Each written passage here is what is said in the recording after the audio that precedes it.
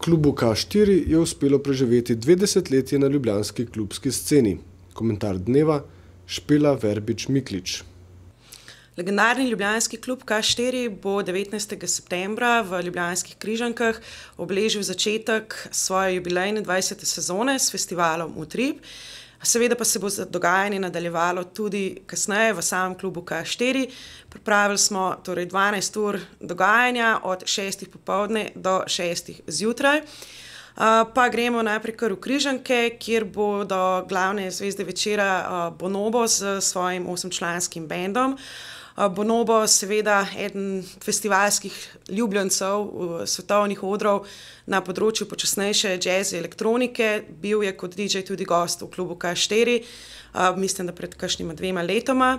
Potem JFB in Birdman, scratcher in beatboxer, oba nosilca najboljšega v Veliki Britaniji v letu 2007 s posebnim šovom, ki ga imenujeta Battle Jam, ki poteka v sodelovanju z publiko, z obilo improvizacije.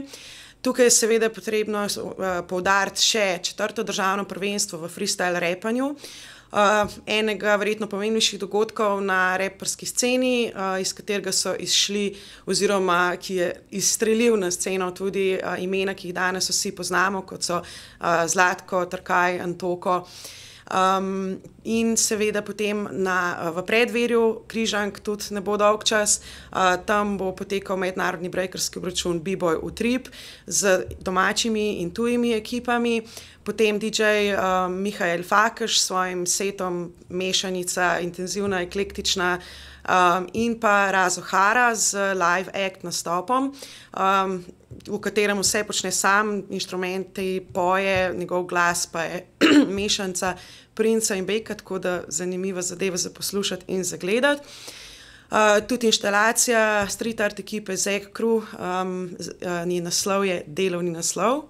In potem seveda se selimo še na after v K4, v katerem bosta na plesiščih zavladala Alex Perez, drum and bass, mehkejša različica, pravijo mu vodja nove šole.